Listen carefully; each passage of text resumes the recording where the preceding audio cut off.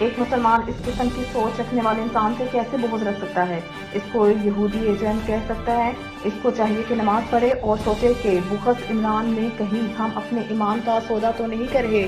دنیا کے اتنے حکمرانوں میں واحد وہ آواز بنا اقوام متحدہ کی تاریخ میں پہلی بار جس میں اس نے مغرب کو بتایا ہے کہ جب آپ ہمارے پیارے نبی کی شان میں گستاخی ہوتی ہے تو ہم کو بحیثیت مسلمان تکلیف ہوتی ہے۔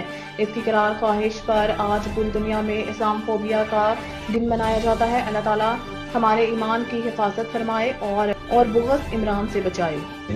میرے جو سلمان رشدی کے ویوز ہیں وہ برقع کے داد کے انٹرویو کے اندر میں نے دیے ہوئے ہیں۔ واحد پاکستان کا لیڈر، باقی تو ہمارے لیڈرز اس کے خلاف بات نہیں کرتے تھے کیونکہ مغرب میں اس کی بڑی سپورٹ تھی۔ ایک تو میرے بڑے کلیئر ویوز ہیں اس سے، اور اس انٹرویو میں بھی میں نے کہا کہ اس نے 1.5 ارب مسلمانوں کی اس نے توہین کی۔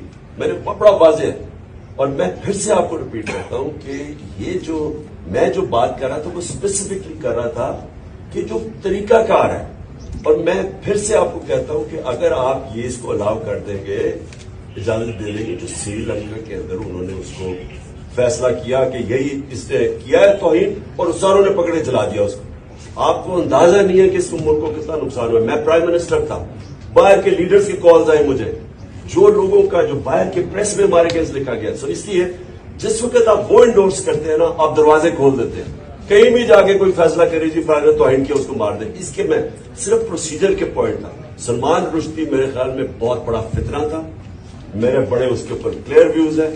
میں اس کو کہا کہ میں کبھی کسی فورم کے قریب ہم نہیں جانا چاہتے جدھر یہ فتنہ، جس کو پتا تھا کہ مسلمانوں کو ہوتے ہوئے اس سے تکلیف پہنچائی۔